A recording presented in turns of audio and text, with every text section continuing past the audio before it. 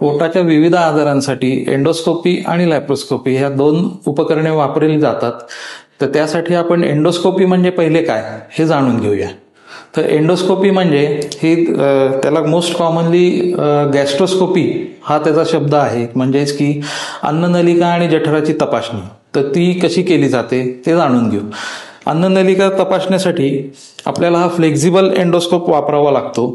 त्याला गॅस्ट्रोस्कोप असं म्हणतात आणि त्याला या बाजूला लाईट आहे, त्याच्याच पुढे कॅमेरा आहे, ज्यात की माझा हात आत्ता तुम्हाला स्क्रीनवर दिसत आहे.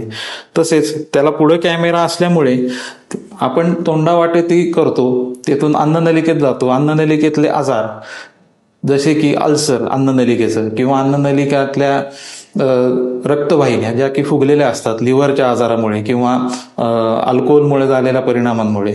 तसेच तिथून पुढे जठरात गेले की जठरात मध्ये मोस्ट कॉमन म्हणजे अल्सरमुळे आलेली जठराला सूज किंवा जठराला असलेला कॅन्सर किंवा छोटेसे कोंब जे की आपल्याला त्रास देऊ शकतात, त्याचे आपले निदान होऊ शकते आणि त्याच्यावर उपचारही ताबडतोब लगेच तिथल्या तिथे केला जाऊ शकतो.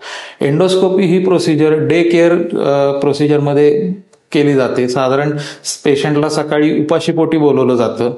त्याच्यानंतर त्याला टॉपिकल ॲनेस्थेशिया म्हणजे फक्त घशापुरतं गिळण्यासाठी ज्याला सोपं जावं एंडोस्कोप तेवढ्यापुरता ॲनेस्थेशिया दिला जातो आणि ती प्रोसिजर केली जाते.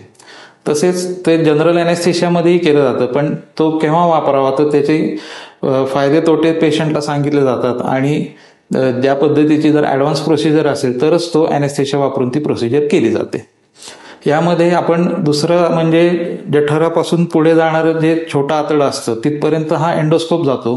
तिथे सुद्धा अल्सर होऊ शकतात किंवा तिथे होणारा स्वादुपिंडाचा कॅन्सर किंवा स्वादुपिंडामुळे आलेली सूज, तसेच पित्तनलिकेमुळे आलेली सूज किंवा तेथील खडा हे सगळे तिथे आपल्याला दिसू शकते. यासाठी आपण पुढच्या एपिसोडमध्ये जाणून घेऊ. त्यासाठी तुम्ही BMJ ऑन एअर या चॅनलला लाईक करा, सबस्क्राईब करा आणि बेल आयकॉनवर क्लिक करा.